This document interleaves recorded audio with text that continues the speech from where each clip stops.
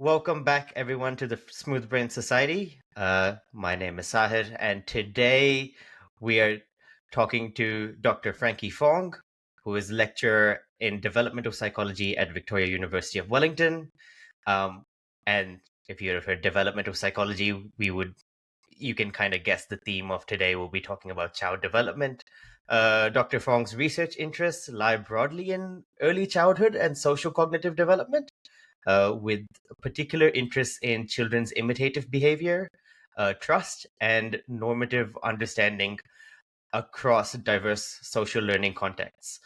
He is also interested in digital media and how that affects children's social cognitive development, and evaluates how digital screens can be children's modern social learning partner. So, welcome to the Smooth Brain Society, Dr. Frankie Fong. Thank you.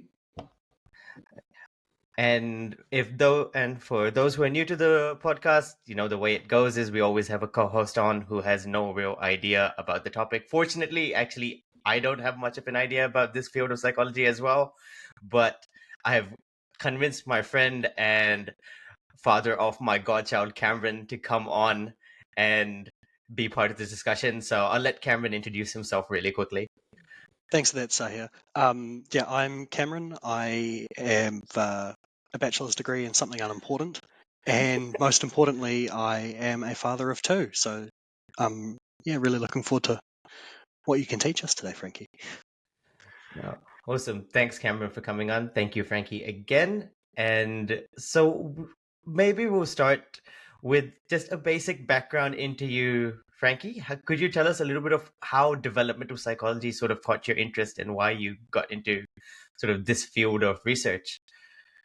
Yeah, well, basically, when I was doing my undergrad studies in the University of Queensland, Australia, I was actually really hoping that I could get into the clinical program. But as you know, the clinical program is very competitive, so I didn't get in. As I was considering doing my PhD, and I remember a developmental psychology lecture that I really enjoyed, and it fascinated me to think a lot about my own childhood. And because I had moved from from Malaysia to Australia, I got to reflect quite a lot too about the kind of local cultural conventions in Australia that I've started to adopt, as well as the ways of doing things that I sort of persisted in doing things according to my own cultural way. And that get me thinking a lot about how early development in our childhood might impact how we think about the world. And then because I really enjoyed that lecture, it was by Professor Mark Nielsen, and I decided to reach out to him to discuss possibilities of doing a PhD with him. And of course, because I love interacting with children, and they always amaze me, that's how I got into it. No, that's awesome. But coming into like what you do, so that's generally getting into developmental psychology. I went through a few different things you sort of work on. Could you give me and Cameron an idea into what those are? So when we talk about imitation, or yeah, maybe we'll start with that. When we talk about imitation in children, what are we talking about? What's the significance of it, and why would we want to look at such things? So I guess when it comes to imitation, a lot of people tells me this saying of monkey see, monkey do. So it's like it's as simple as we see something, we copy the exact same way of how certain things are being done and so on. Uh, uh, how I got interested in this topic of imitation, particularly what we now commonly refer it as over imitation, was because some researchers or theorists see imitation or over imitation as a form of cultural learning. That is, when we imitate certain behaviors that are shown to us, we tend to not only imitate what's functional, that is what's practical in, for instance, how to cut a piece of meat. We might imitate how to use the knife and how to hold the beef and so on, but we may also imitate a particular way of cutting the meat or a particular way of marinating the meat and so on. That tells us where we are from, or that tells us about our cultural heritage. So yeah, that's how I got into it and studying imitation as a form of cultural learning, a form of learning what's socially appropriate in our social environment, and to discover how children develop, or how children get into practicing this skill or developing this capacity for imitation, what it means. Of course, imitation may also mean that it is a powerful tool for learning useful skills. For instance, learning a new language, learning how to speak, learning how to ride a bike, and all those involves imitation, of course. However, I tend to pay more attention on imitation as a function of learning social conventions. So it's like with your cutting the meat analogy, instead of just cutting the meat in any way, cutting it in a specific way that is tailored to your culture, that you've learnt through your culture.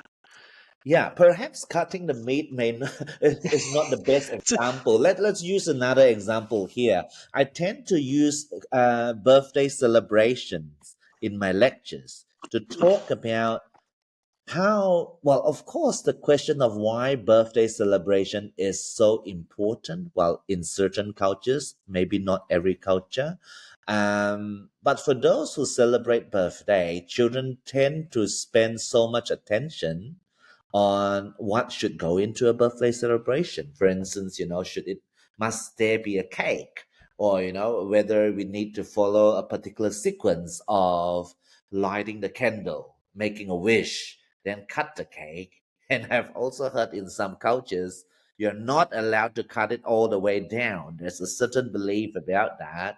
Or things like, how many candles should go into the cake, and the fact that is it okay to open the present in front of everyone, and so on, or what kind of presents go into there, or are there other food items that may go into a birthday celebration, and all those. Same applies to Christmas celebration. I think when we talk about festive seasons, people can relate to cultural variation easier, and it actually involves quite a number of purposeless hidden rules or conventions. And I argue that children learn about these conventions through overimitation. I I was thinking about the food analogy, the one which I thought when you said meat was actually cooking rice. I see the way people cook and measure rice between all of my friends. I can tell where they're from based on it. People measuring the water with the knuckle, some people boiling the water first and then putting rice in, or Yeah, things like that. yeah, And then exactly. Yeah, and then the same with the birthday thing. I remember my first birthday celebration when I was in New Zealand because I grew up in India, and we have a tradition where we cut the cake, and then your birthday boy or girl who cuts the cake takes a little piece of cake and feeds it to their parent or who they feel is closest to them, and then vice versa, and then some cream is put on their face or something, and the older you get with more friends, cake is thrown on your face, but that's a different story. um but that thing was so foreign when I came to New Zealand and I cut the cake, and I was like, am I supposed to feed someone? They were like, no, what are you doing? This is Nobody does this here. But then I guess the 21st birthday is not a real thing in India, but it's a pretty big thing in New Zealand.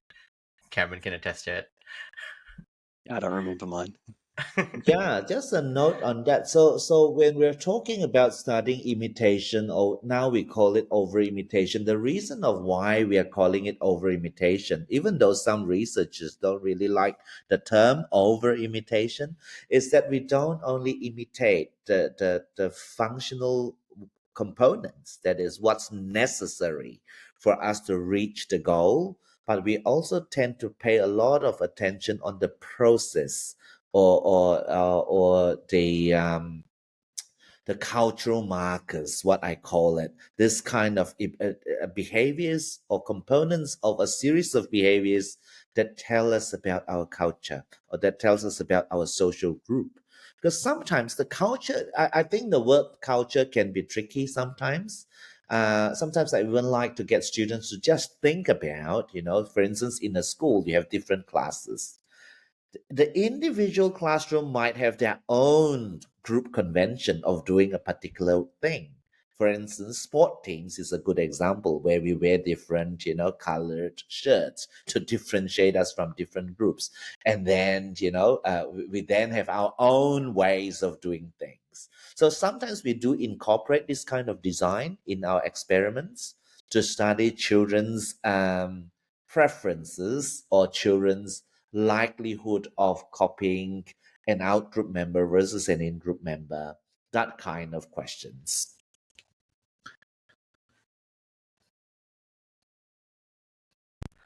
I think I should also ask at this point, what ages are the children which we're talking about here? Because I think some of the examples, even the sports teams examples and stuff, I usually associate with, like when you're slightly older, I don't necessarily uh, associate the meat cutting or things like that with, like little children. So that's why I probably should ask you, what age do you usually work with? That's a really good question. So a quick answer to that is there's a paper published in 2006, again by Mark Nielsen, in University of Queensland. So in that study, they found that the the experimental task was a very simple one. It basically involved a person using a novel object, so a random toy, to press a button to open the box and to get something out of the box. So they found that the 1 year olds did not care to imitate the use of an object to open the box, because you could have just used your hand to push the button and open the box, right? However, they found that the 1.5 year olds and the 2 year olds are a lot more likely to copy the use of an object to open the box, where they could have just used their hands. And that got us thinking about the switch in what we call, from the very early on and in our childhood, we tended to use a more goal-oriented approach. That is, we would care more about reaching the goal. And as we get older, by about 2 years of age, we'll start to focus more on the process. That is, if we are seeing someone using a particular tool to open the box, there might be a reason behind that. Perhaps it's safer to just copy it because it may mean something. It may not be a practical reason, but there might be a social reason. Um, and that's when we start to see this inclination of copying socially modeled behavior. And it's not really up until 4 to 5 years of age, that age point, where we see children really started to copy what we label as causally or functionally redundant actions. That is, actions that are not necessary for reaching the goal, or not necessary for for the functional part of a behavior.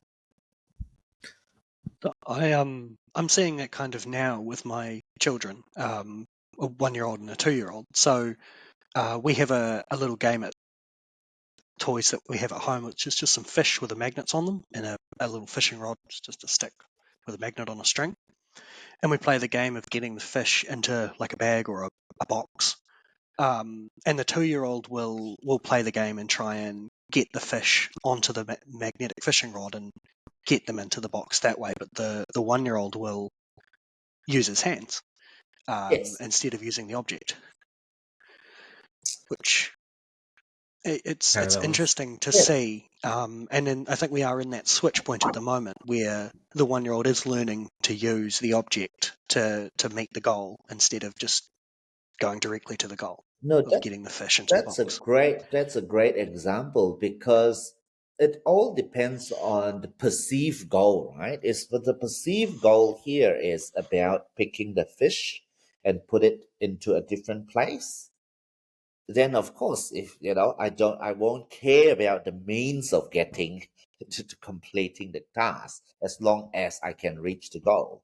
Whereas, as you said, right, that from and as the literature suggests, from about 2 years onwards, children will start to pay more attention on the particular process or means or methods used to achieve a certain goal. Yeah.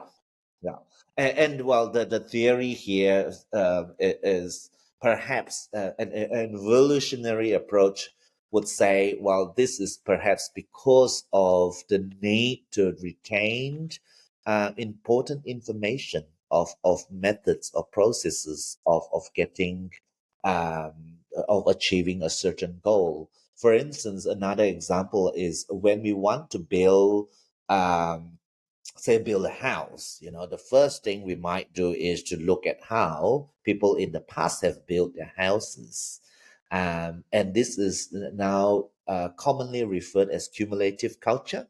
That is, we accumulate knowledge aclo- you know um, across multiple generations. We don't only accumulate knowledge, we don't only pass on knowledge from one generation to another, but we also improve them from time to time. But in order for us to do that, we need to first be able to retain information about methods, about processes of doing certain things. So that's one.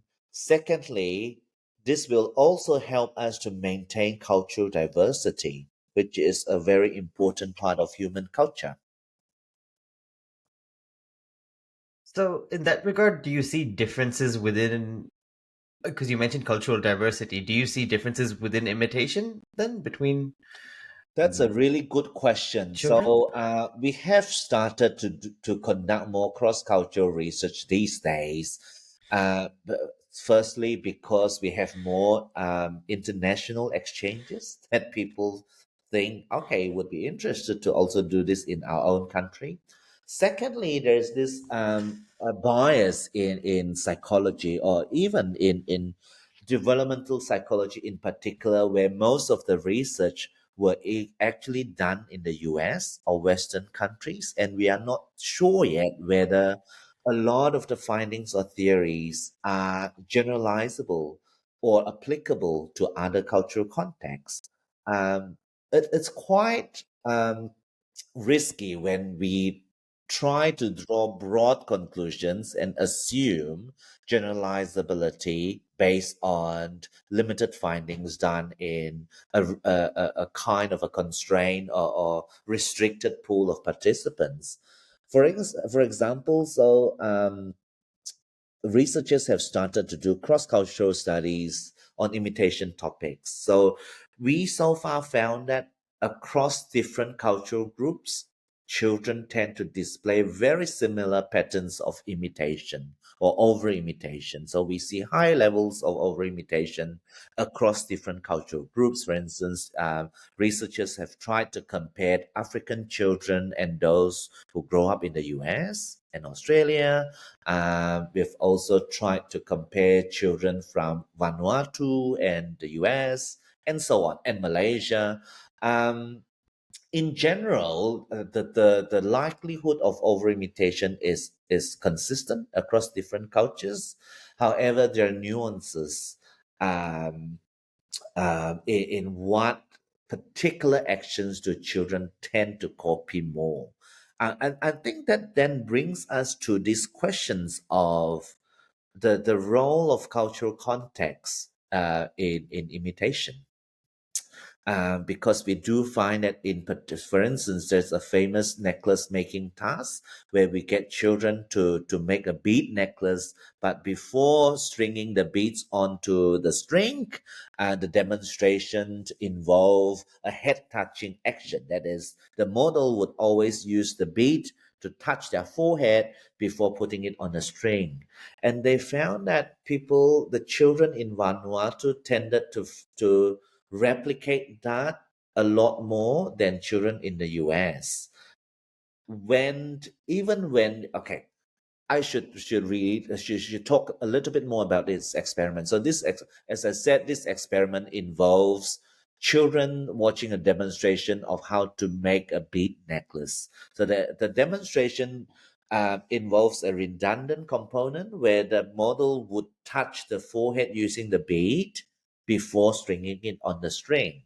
Um, in a so-called conventional condition, when the model says everybody does is everybody always does this, so when the focus is on the normative component, they found that regardless of whether the children were from the US or Vanuatu, they copied the head touching action.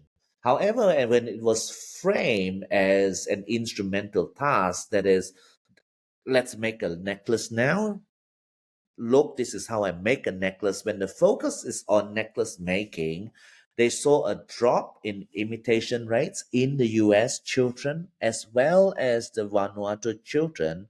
However, the drop was not as obvious when it comes to the head touching movement for the Vanuatu children only. So this tells us that children in Vanuatu are still very interested in replicating the head touching action, regardless of how the task is framed.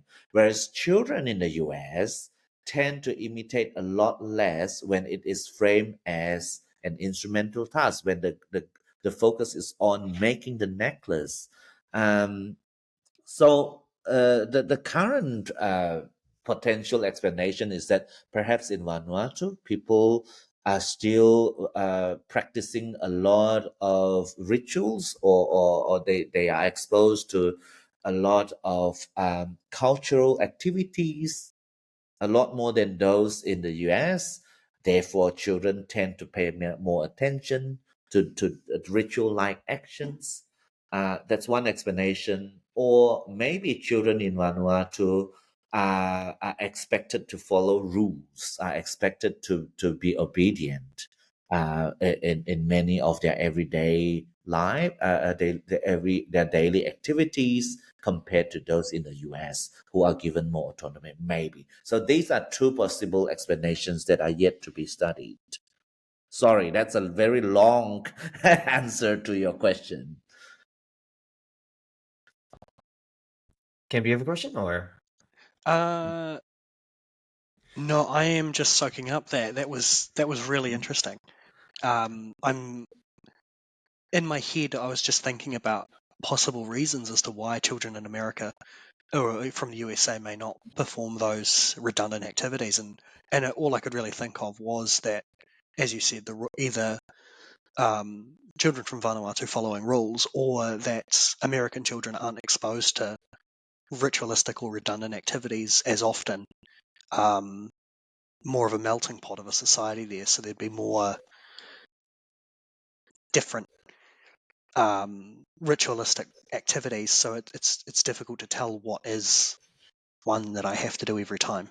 Yeah, so But these are the kind of questions that we are hoping to study further.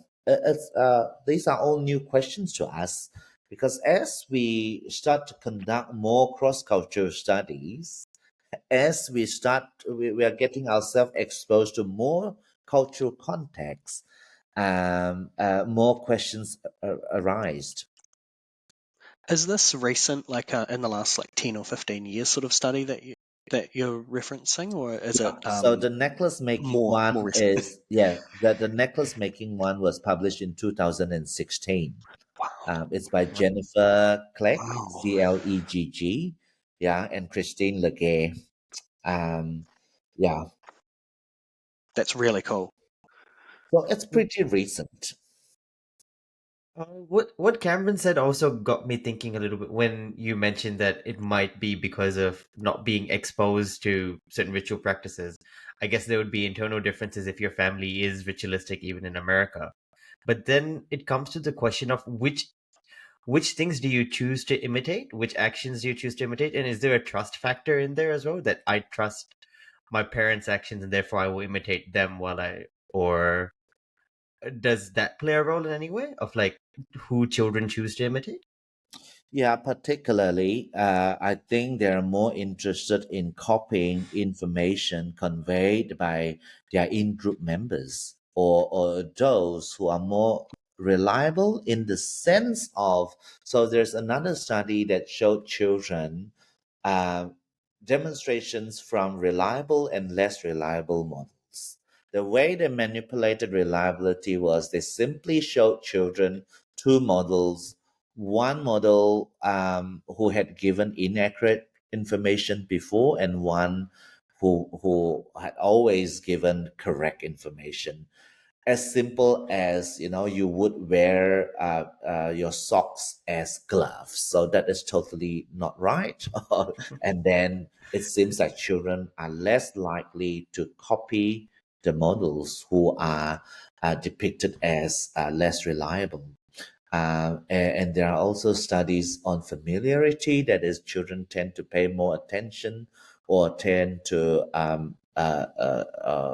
copy or follow information endorsed by those who are more familiar or to them, or those who have a higher status or authority.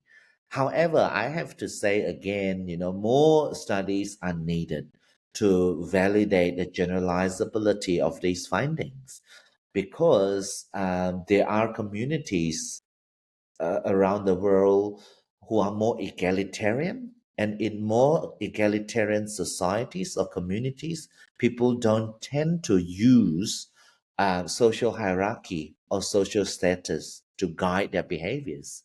So we don't know whether these findings will be generalizable or replicable in communities that are highly egalitarian.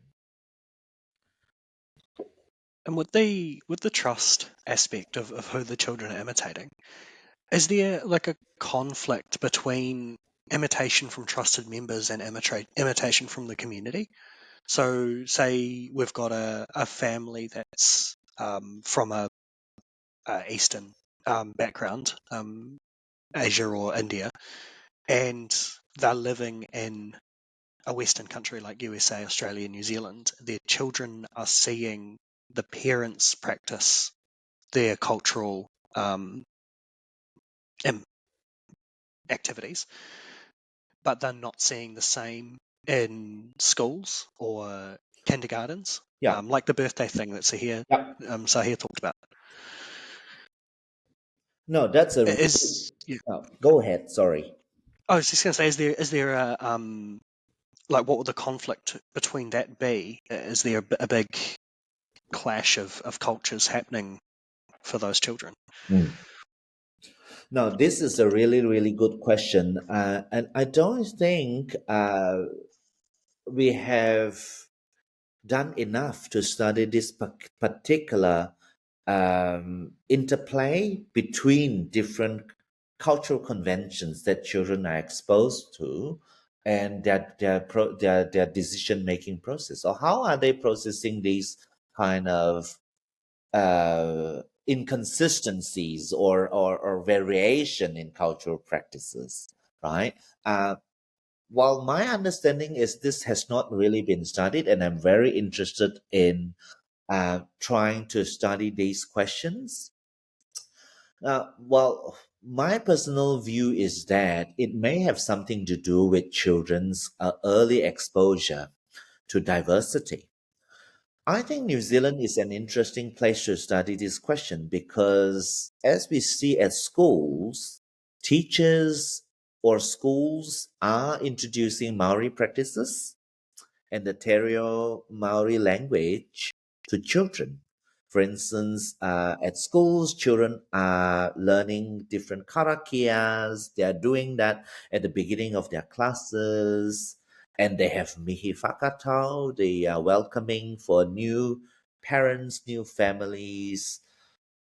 So at least children, well, let's say children from a white or Western background, are exposed to a non-Western, well, or the local Maori practices. At least children are exposed to a different way or an alternative way of doing the same thing, perhaps, or at least they're exposed to the idea that things can be done differently depending on where you're from.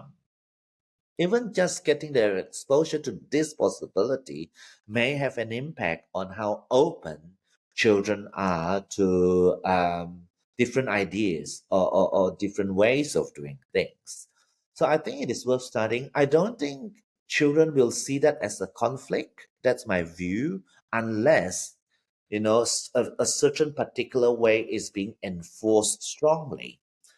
um, it's a very interesting question to ask, because we may speculate that children who grow up in a society with tight norms, that is, with a lot of rules, a lot of conventions they need to follow, and if they're accustomed to following rules and following conventions, they should be able to also pick up new conventions and new rules really quickly, because they are trained to have that capacity. You know what I mean? And at the same time, they may also be more sensitive to cultural conventions, because if they were brought up with a lot of social conventions and social rules, then they they will tend to employ, well, the prediction is that they might they tend to employ a heuristic approach, or a default mode, that wherever they go, the first thing to learn is social convention or cultural convention. So that's one possibility. However, my question is whether this only applies to children who grow up in a multicultural society. I use Malaysia as an example because I'm from Malaysia and I'm now conducting research in Malaysia. So in Malaysia, for those who don't know yet, there are three major ethnic groups. So there's Malaysian Chinese, Malaysian Malay, and Malaysian Indians. These are the three major ethnic groups. And of course, there are also many indigenous groups. So children actually grow up in a multilingual, multicultural society. For instance, children are expected, all of them, to learn at least two languages, Malay and English. So English tends to be the compulsory one. So everyone learns English from kindergarten. And then they would either learn Malay, Chinese, or Tamil, Indian, depending on their family background. And some even will take up more than two languages. At the same time, they live in a society where they're exposed to culturally varied conventions every day.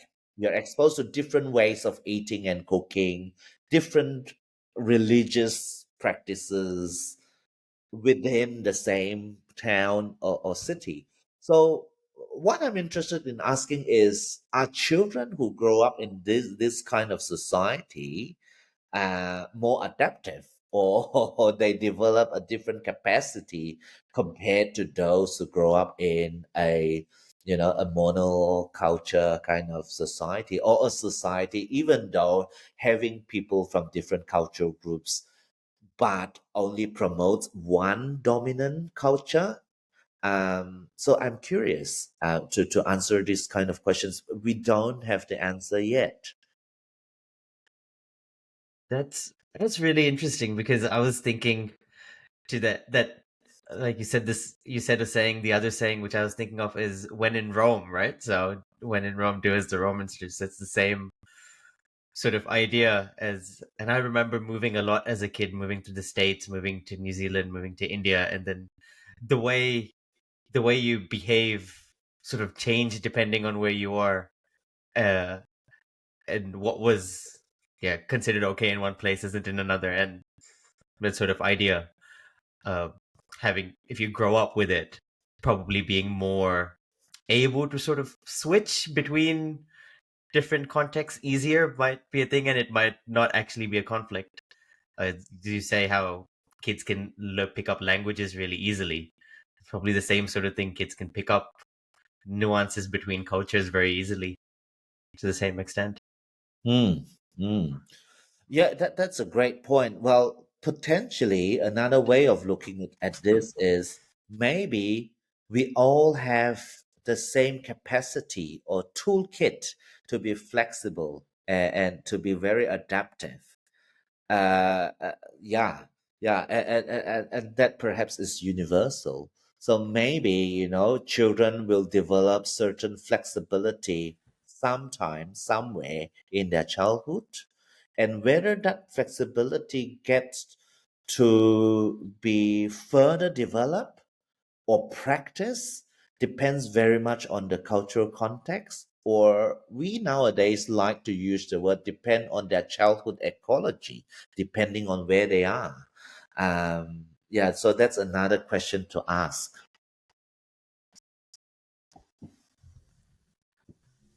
Oh, that's super interesting. I want to move on slightly. You said you were doing some studies in Malaysia, and well, of course you're in Aotearoa, so you're doing studies in New Zealand as well. Yeah.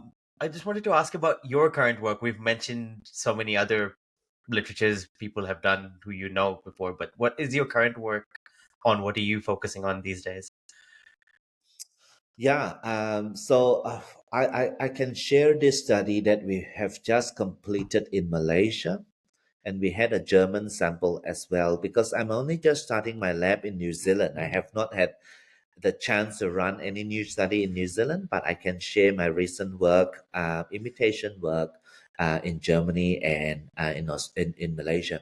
So in that particular study, we conducted an imitation study where we had the model either facing the child or not. So the idea here is to test whether it makes a difference when the demonstration is directed towards. So it is intended for the child, this face-to-face interaction, or whether it is an observational context where the child is just observing someone doing a particular task. So we call it this observational versus pedagogical contrast.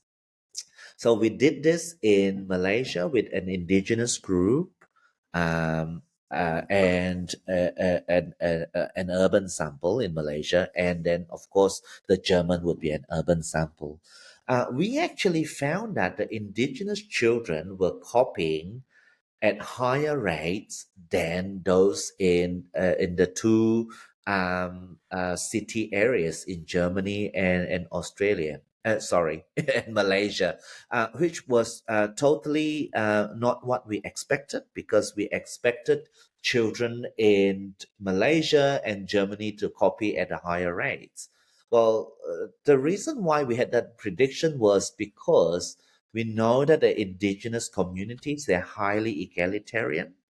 They are also they are also highly autonomous when it comes to um, uh, what uh, what children do every day. Children are given very high level autonomy to explore, to learn at their own pace, and they can choose what they want to learn. So there's no explicit instructions or feedback given to children from adults when it comes to learning um, that daily skills or knowledge, except for when it comes to taboos or rituals that we see adults teach children explicitly, like how we would in our society. But in these indigenous communities, most of the time, children are they are allowed to learn freely.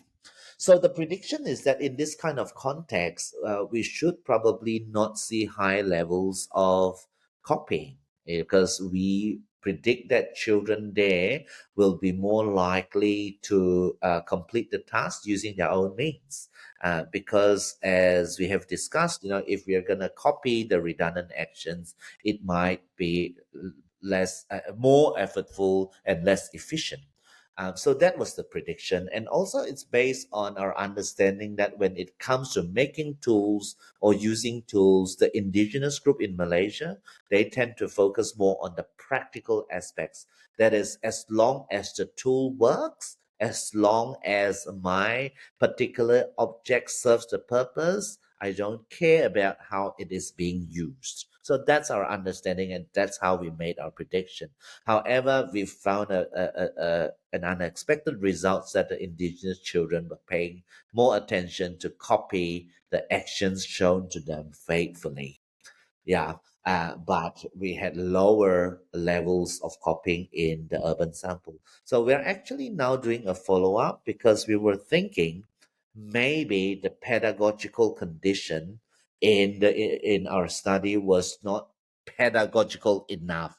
So it might be interesting, to share a little bit of our experimental setup. So when we're trying to train the indigenous research experimenters to run our experiments, it was very difficult for the indigenous experimenters to remember the pedagogical cues we wanted them to incorporate in their demonstration.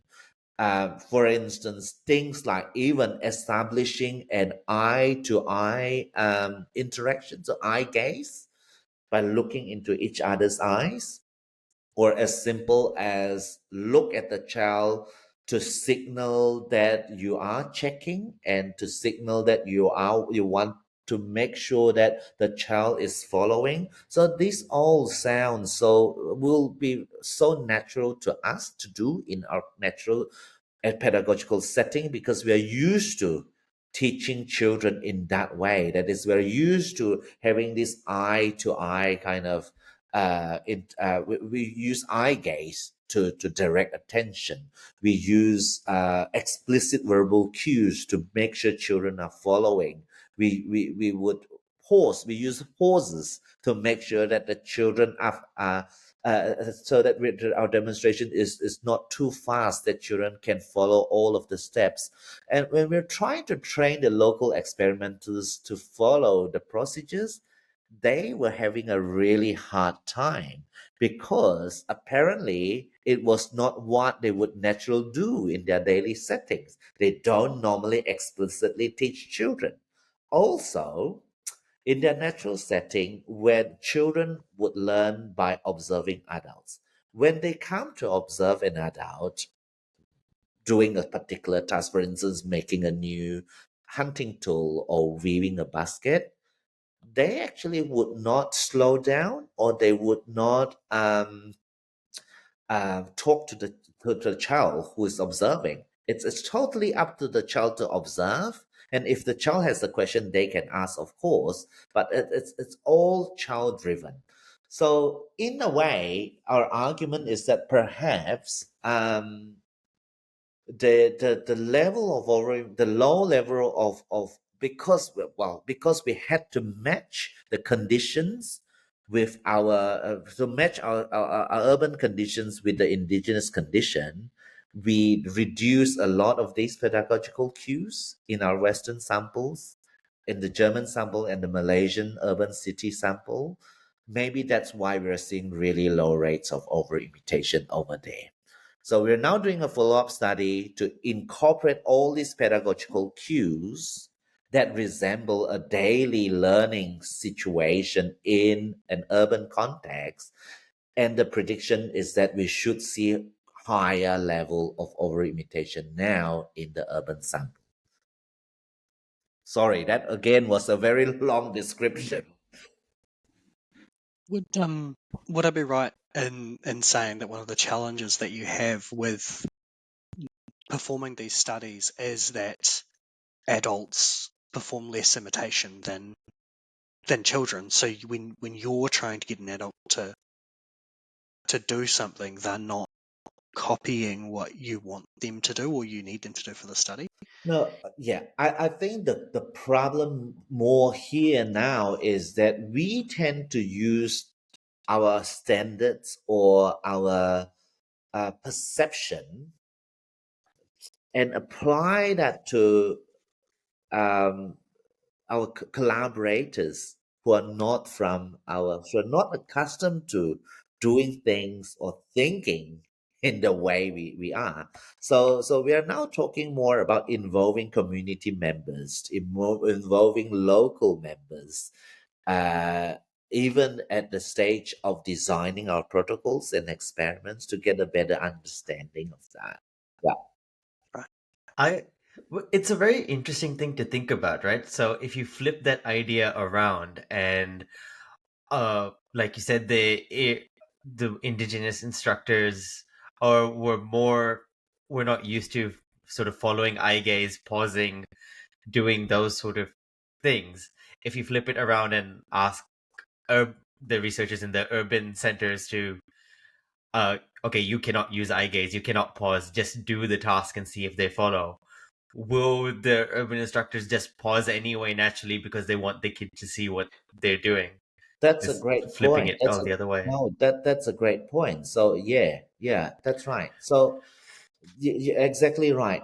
Yeah, just that in our that particular study, we were able to train our urban experimenters because they are experienced in running studies, so they're really good at following the instructions. But yeah, you're right. So it's interesting how when we were using the same when we took away all the pedagogical cues, we saw a lot lower rates of overimitation compared to previous studies. And so just following on with what Sahir said, if you flip the urban um, urban instructors can't use all the pedagogical cues that we use, the eye gaze, the pausing, and they use what the indigenous instructors would use, the rapid, not stopping, child-driven learning. Would you see a reverse in imitation? So the children of urban environments not imitating as often or as well as the children in indigenous environments because it's a different learning style that they're used to. Yeah, Was it? potentially. However, I think another question that we have not really tested well enough, or we are still trying to develop ways of testing that, is the motivations behind copying. Mhm. why Mm. why are children so interested in copying that? Is it because of a social motivation, because they want to behave in the same way, so that they are forming this social bond, and so that they are using it as a social tool to form social affiliations and to learn social conventions? Or is it a form of rules, a compliance? That is, I follow you because I know adults around me would expect me to follow.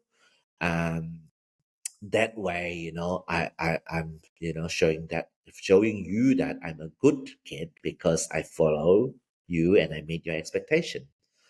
Alternatively, it can also mean that, well, it may be smart to copy everything that's shown to me, and I can store that in my database to have a variety of different ways of doing things that I can revisit later on.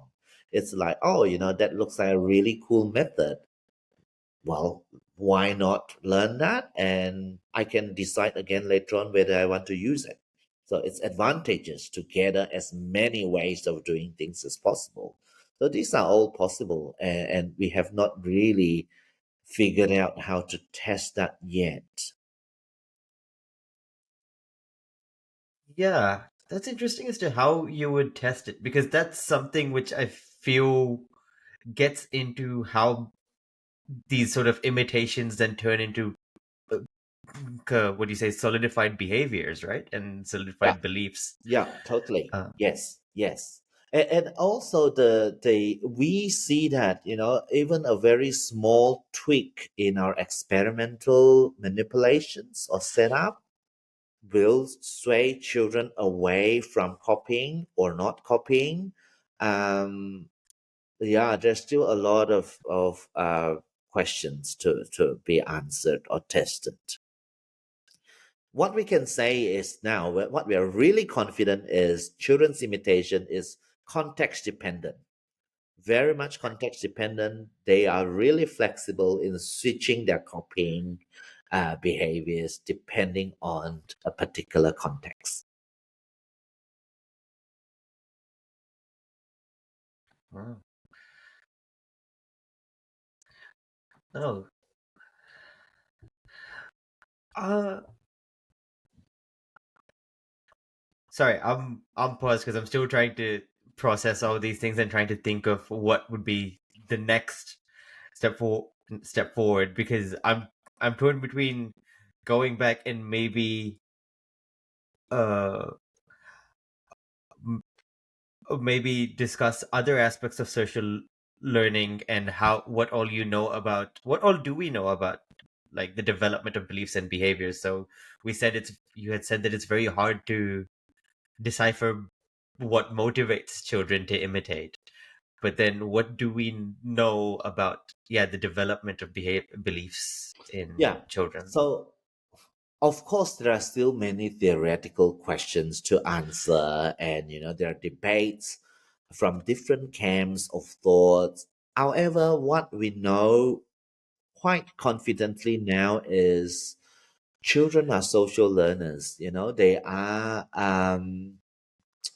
attracted to what is meaningful socially to them. So we know that they will tend to follow instructions or information given by a social model. That is, if they identify certain shared characteristics, telling them what is socially appropriate, what is culturally relevant, they will they have the capacity and the motivation to acquire those information rapidly because I think children display their sensitivity towards the importance of acquiring socially or culturally relevant information.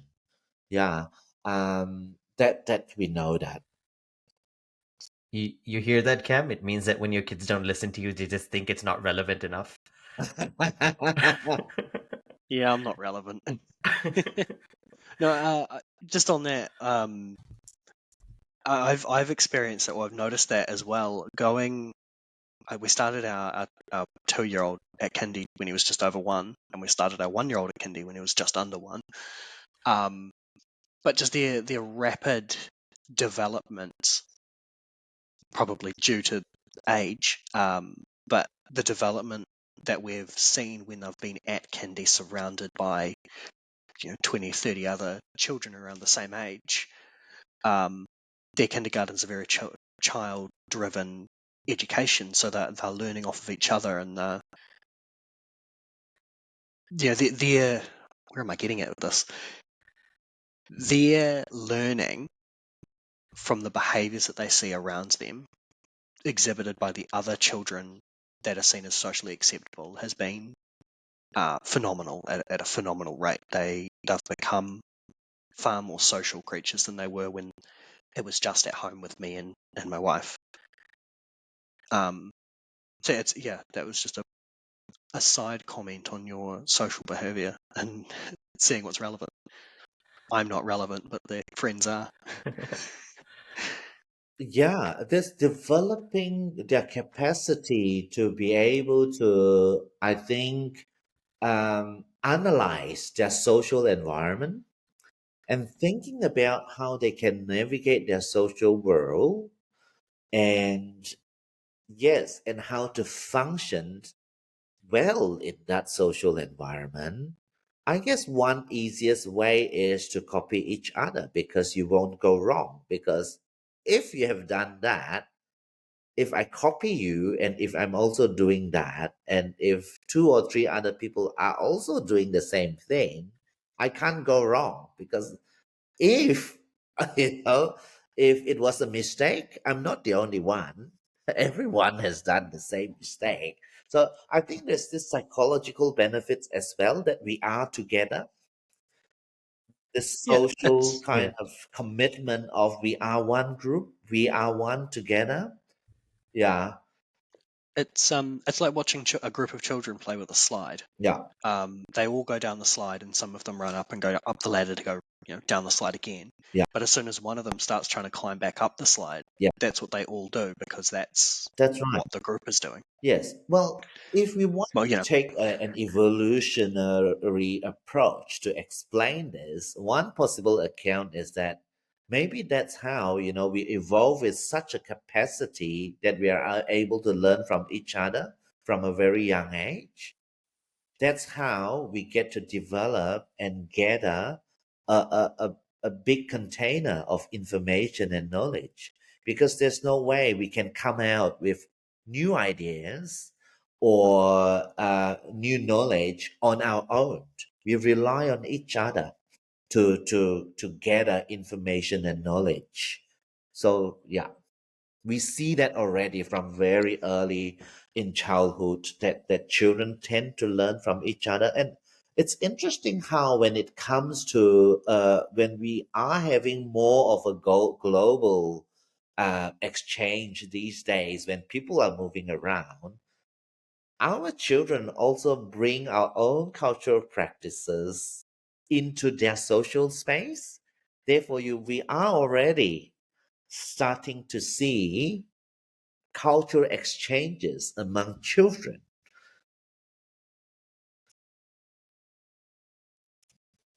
Now that I'm sorry, because out of interest of time, there's one more topic which I wanted to touch on, because I know Cameron has to run to work. I know we have a lot of things, but there's one thing which I needed to talk about before we can start wrapping up, and that is your work in with the interest of how digital media is involved in child development Yes. these days, because we keep hearing about iPad kids. I sat in a flight the other day for 6 hours, and there was a kid next to me who was probably 2 years old or 3 years old and was on an iPad the whole time. And I think that would be a nice, like, 10 minutes, 10-15 minutes to talk about before we Okay. wrap up. I'll share quickly and I'll try to keep it short so that you can ask questions as well and make comments. Okay. So a lot of researchers in this space have paid more attention and focused more on the negative impacts of digital screen use. Things like it's not good for their language development, mental health, and so on. However, I focus more on the social learning aspect of digital screen or digital media effect. It started off with an again unexpected finding in my PhD. So when we're doing this imitation study with children, we wanted to manipulate social well, we wanted to actually manipulate the social value of the behavior by having, two conditions, contrasting conditions. One is there's only one individual showing a particular way of completing a task, and in a contrasting condition we have three additional adults standing behind the model, nodding their heads, approving their behavior, or shaking their head, disapproving certain behaviors, to show that there's a certain social acknowledgement of those behavior, enhancing the social value of the demonstration. Because doing that is a pain to organize, imagine having four experimentals or models all the time, filming it, pre-recording it, and playing a video demonstration is a lot more cost effective. So that's why we went for a video version for that particular study. And we found that actually children were showing higher imitation rates when we used the video demonstration compared to when it was an in-person face-to-face demonstration. So that it might be helpful to also share with you the task we use. So we basically use a tool use task where children could either use a long stick, to push something out of a box, or they had to build a long tool by joining different magnetic fragments to form a same tool, long tool, to push the object out of a box. And then we basically told children They could use either tool, but everyone uses the magnetic fragments. Everyone does this. Nobody uses the stick. We found that more children in the video condition went for the magnetic fragments, whereas in the live condition, more children went for the stick. That is so it's quite puzzling because it's totally unexpected. And we started to think about the social credibility of information conveyed on screens these days. And we started to think also about it's not only about children's exposure to screens, but also children's seeing adults around them using screens as an important tool for information. For instance, when we want to think about where to eat tonight, we might use Google to check quickly. And we are not sure about a direction, we'll use Google Maps. When we're not sure about when we're running out of ideas of cake, say, oh, we need a new birthday cake. Well, let's look up on YouTube and see if there's any good recipes or ways of doing it. So children are also surrounded by adults who constantly or regularly now use digital devices for new information or even use digital devices to validate their information. So our argument is that maybe children these days are processing screen-based information differently and responding differently compared to children in the older days. So that's the kind of research we are we are interested in right now. Wow. That I never thought of it that way. When you and then I just remembered a conversation I had with one of my friends, uh, where I said something and they refused to believe me until they Googled it themselves. And Yes. then and then they're like, "Oh yeah, you're right." And I was like, "Thank you. Why didn't you believe me in the first place?" But that idea of you seeing, as adults, you seeing credible sources, and then children sort of imitating that, being like, "Okay, these screens might be a source of good feedback or correct feedback." Yeah. So we wonder if then children are less critical when it comes to screen-based information. We don't know, so that's a question to ask. Or they are more conservative and less explorative when it comes to screen-based learning. That is, when they see a certain information, they will take it in as it is, rather than process and think about the information a little bit more and then incorporate their own ideas compared to in-person interaction. So these are all open questions that we are yet to answer. Another related question is the role social media or digital media characters play in childhood development. So there are researchers proposing that maybe so Sesame Street is a popular American, the show in the US that's been used to help children to enhance their science and mathematics or language learning. So things like that, how can we use the digital media characters as social models to help children with their learning? And I'm coming more from a perspective of if we are introducing new social behaviors through these social media characters, what influence may that have and what kind of influences? That's my kind of interest because children these days they're not only exposed to information or program that are based on their own cultural backgrounds or cultural practices, but they're exposed to information from everywhere in the world. That just makes me think of for our future children and the future generations of the famous quote by Abe Lincoln: "Don't believe everything you see on the internet." That may be a potential danger to like misinformation and taking digital screens or information presented by a digital screen as fact. But also what you said about Sesame Street, just for toddlers, has also made me think about there's a YouTube person called Miss Rachel that is big for speech and teaching babies and toddlers and teaching about language and how to talk and first words and things like that. That is also very popular and using I don't know where that train of thought was going. Comments about how children are now seeing digital content as educational material.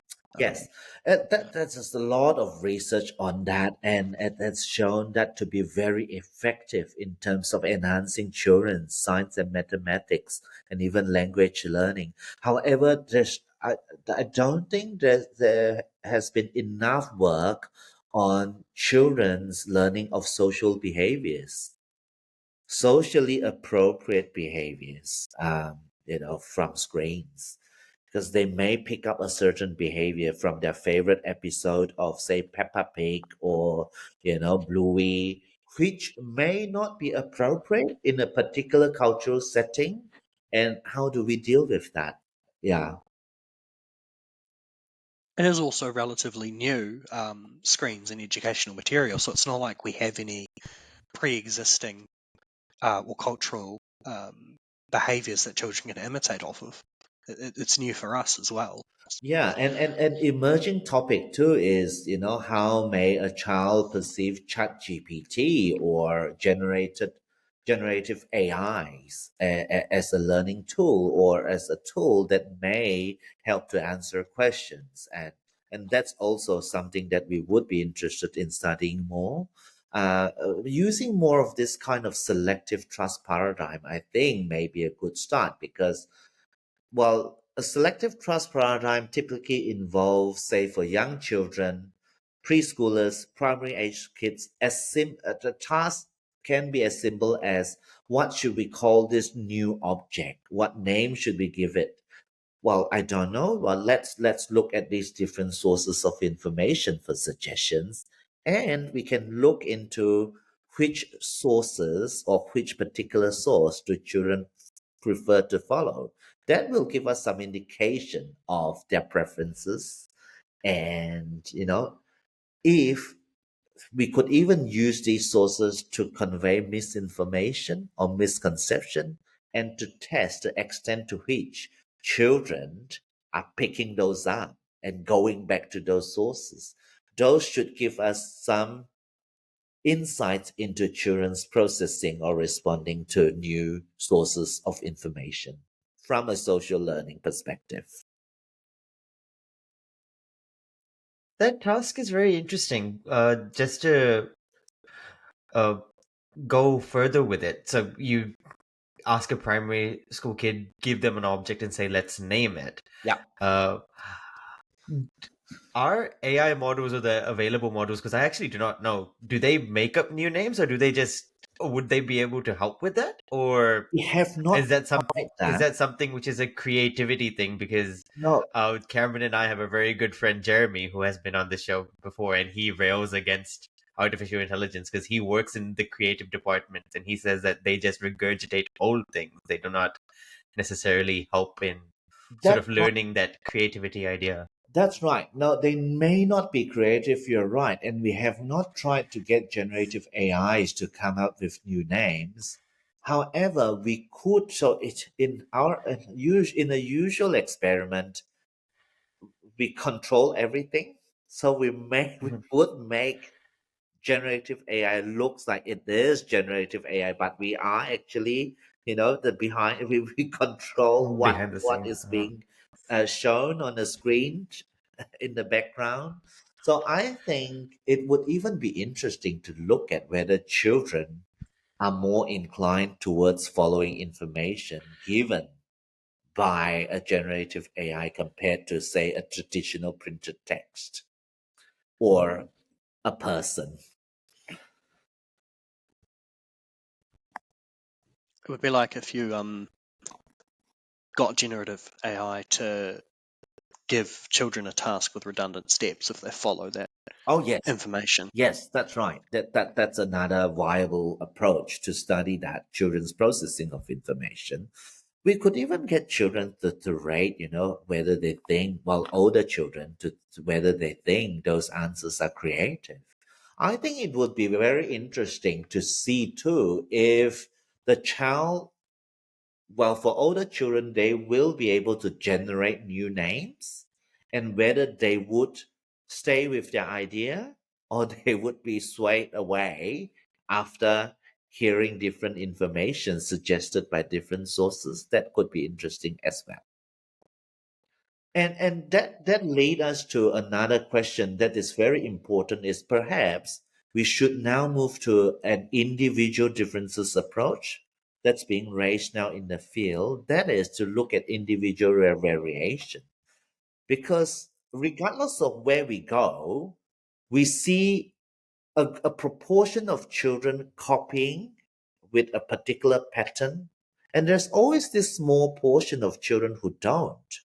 Or even within the big portion of children who copy, there's great variation among all of the children included in this portion, um, who copy at varying rates. So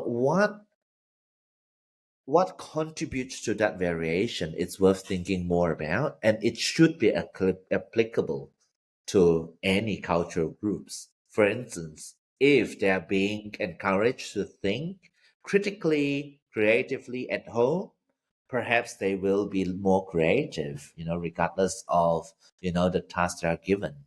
They're more inclined towards thinking outside of the box. If they're encouraged to just follow certain rules all the time, but don't even question your parents, then perhaps these children are more likely to follow whatever that's shown to them. Um, or, for example, I always use Japan as an example because I think I know their culture better than other cultures. That it's very important to even pay attention to the degrees of bows depending on who you see. Depending on who you see, you would bow deeper or not. If children grow up in an environment where nuances between these different contexts or different contexts or behaviors are so important that you are being so particular to get it right to that detail. Perhaps children are more sensitive towards copying everything exactly the same way as it is shown. So perhaps it is individual differences. Yeah.